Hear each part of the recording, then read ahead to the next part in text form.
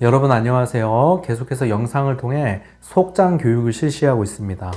오늘은 속장 교육 세 번째 시간으로 경청하기, 속장의 대화법, 세밀한 부분 살피기 이런 주제로 말씀을 나누도록 하겠습니다.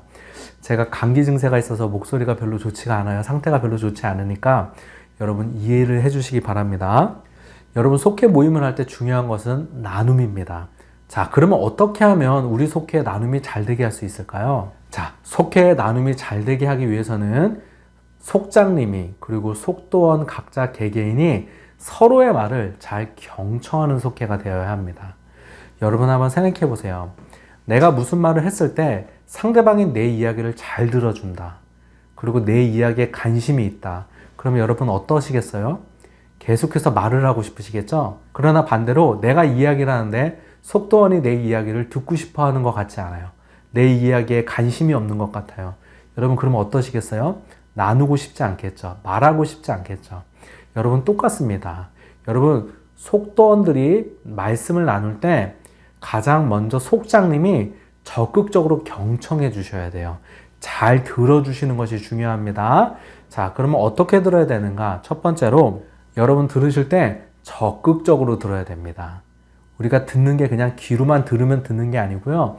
들을 때 온몸을 활용해서 들어야 돼요. 듣는 것에 힘을 써야 돼요. 여러분 듣는 것은 굉장히 피곤한 일입니다. 집중해야 되거든요. 들을 때 집중하셔야 돼요. 이어서 두 번째를 말씀하시면요. 들을 때 그냥 귀로만 듣지 말고 온 몸을 사용해서 들으셔야 됩니다. 자, 상대방이 저 속장님이 내 말을 잘 듣고 있는가 이거를 여러분의 표정, 여러분의 추임새, 여러분의 몸짓을 통해서 파악하는 거예요. 그래서 여러분은 들으실 때 그냥 귀로만 들으시면 안 되고요. 여러 가지 비언어적인 요소를 함께 사용하셔서 들으셔야 됩니다. 자, 비언어적 요소가 무엇이 있는가? 들을 때 여러분이 첫 번째로 고개를 끄덕끄덕 하시면서 들으셔야 돼요. 그렇죠, 여러분 중요한 거죠. 두 번째로는요, 눈을 마주치고 들으셔야 돼요. 가끔 보면요, 다른 데 보면서 이야기하시는 분이 계세요. 옆에서 이야기를 하는데 쳐다보질 않으세요. 여러분 그러면 안 돼요. 눈을 쳐다보셔야 돼요. 세 번째로는요, 대화에 따라 표정이 바뀌어야 됩니다. 상대방이 슬픈 이야기를 하잖아요.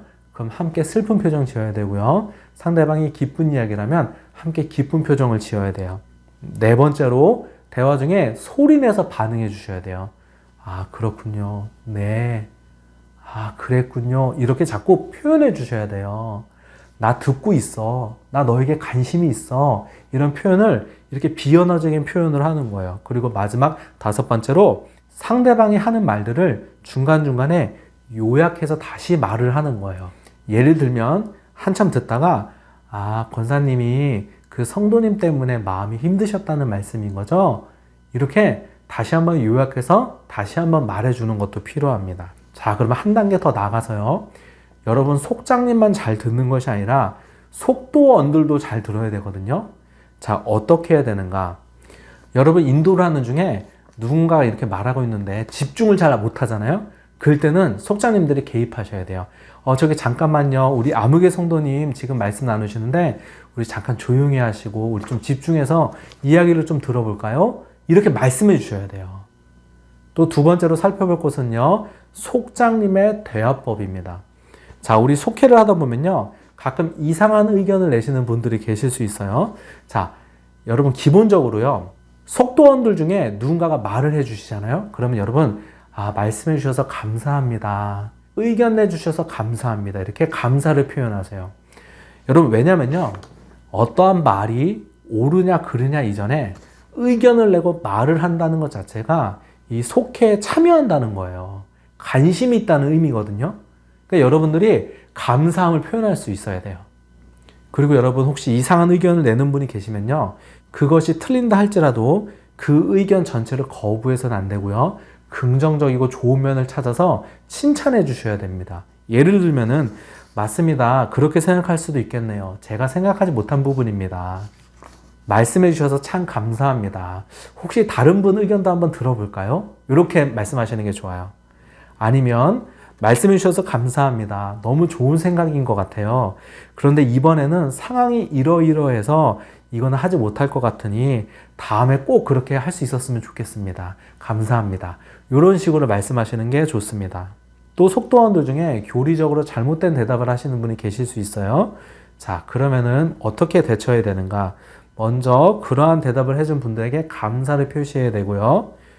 그리고 진실을 가르쳐주는 성경 구절을 함께 읽은 다음에 바른 교리를 가르쳐 주셔야 됩니다. 혹시 속장님이 모르는 내용일 수 있잖아요. 그런 경우는 목회자에게 물어본 후에 대답해 주시는 것이 맞습니다. 이렇게 말씀하시면 돼요.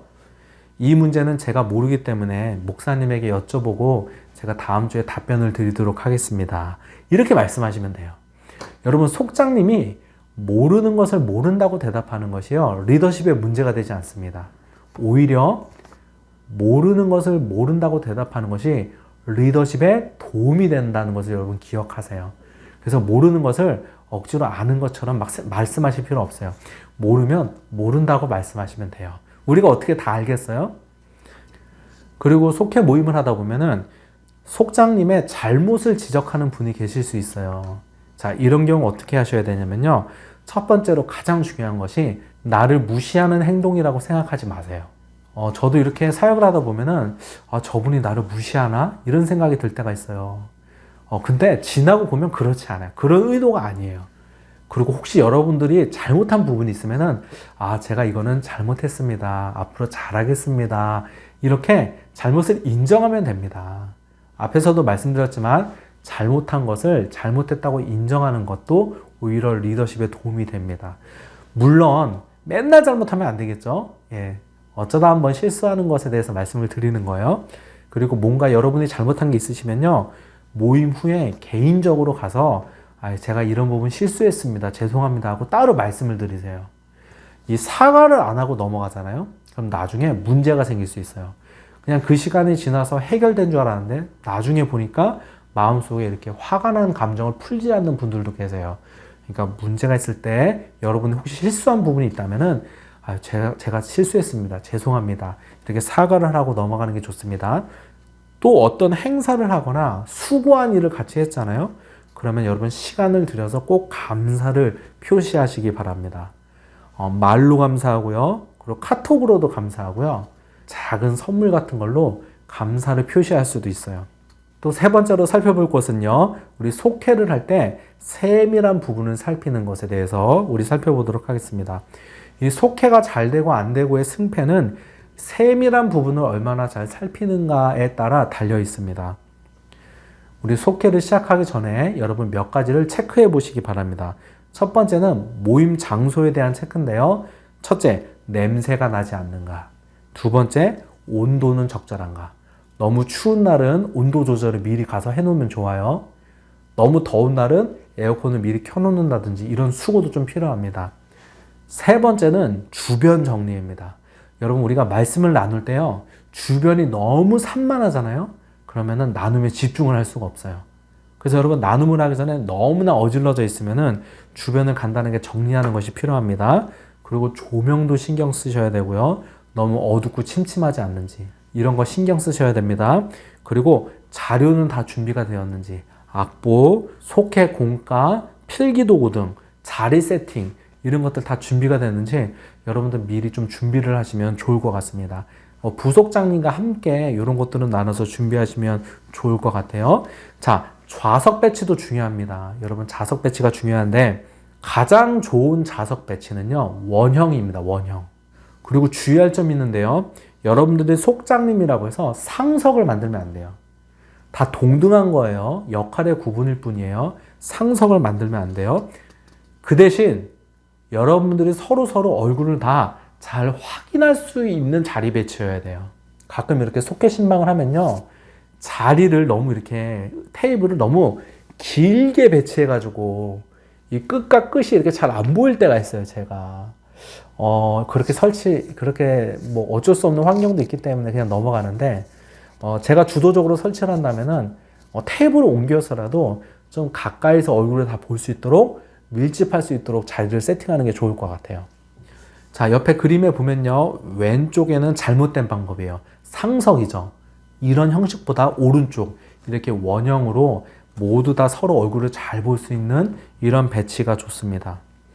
혹시 공간이 넓으면요, 그 공간은 넓게 다 써서 앉지 말고 한쪽 구석에 좁게 원을 만드는 것도 중요합니다. 거리가 너무 멀면은 잘 들리지가 않거든요. 여러분, 그 자리 배치가 중요해요. 나눔을 잘 하려면은 서로의 얼굴도 잘 보이고 서로의 말도 잘 들릴 수 있는 거리로 좀 좁혀서 자리 배치를 해야 됩니다. 이거 중요하니까 신경을 써주세요. 자, 모임 시작 시간인데요. 여러분, 정시에 시작하는 것이 좋습니다. 여러분, 속도원들이 도착할 때까지 기다리다 보면은 보통 5분, 10분 막 기다리는 것이 기본입니다. 근데 우리가 늦게 시작하는 것을 습관화하다 보면요, 사람들이 점점 늦게 오게 됩니다. 그래서 정시에 시작하는 것이 좋습니다. 자꾸 모임을 늦게 시작할 경우 사람들의 마음속에 늦어도 괜찮아, 내가 도착할 때까지 기다려줄 거야 라는 생각을 할 수 있어요. 또 사람들이 처음 15분은 별로 중요하지 않아, 이렇게 생각하실 수 있어요. 그렇기 때문에 정시에 시작을 하는 습관을 들이셔야 돼요. 그러면 정시에 맞춰서들 오시게 됩니다. 두 번째는 정시에 시작하고요. 혹시 시간을 약속하셨다면, 대충 시간을 약속하셨다면은 그 약속한 시간에 끝내는 것이 좋습니다. 이 속회 모임이 마무리가 되지 않더라도 중간에 끊는 게 좋아요. 이게 지금 은혜스럽다고 약속한 시간을 넘겨서 진행을 하잖아요. 그때는 사람들이 앉아 있을지 몰라도 몇 번 그렇게 하면요, 더 이상 오지를 않습니다. 부담스러워해요. 예를 들어서 속회 모임을 3시에 시작했어요. 그리고 속장님이 오늘 한 4시 한 10분쯤에 우리 끝내도록 하겠습니다, 이렇게 말씀하셨어요. 말씀하지 않으셨다 할지라도 보통 한 4시 10분, 20분 정도면 보통 끝나요. 그러면 그 시간이 되셨으면은 다 끝나지 않았더라도 이제 마무리를 하고 끝내셔야 돼요. 그렇게 해야 부담을 갖지 않고 속도원들이 계속해서 정기적으로 모일 수 있는 것입니다. 예, 이런 중요한 팁들 여러분들 잘 기억했다가 여러분 속회 모임하는데 도움이 되었으면 좋겠습니다. 감사합니다.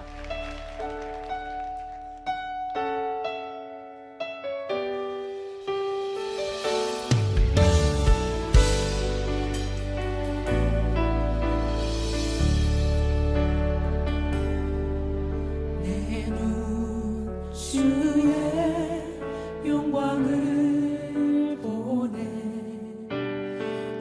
우리 가운데 계신 주님 그 빛난 영광 온 하늘 덮고 그 찬송 온 땅 가득해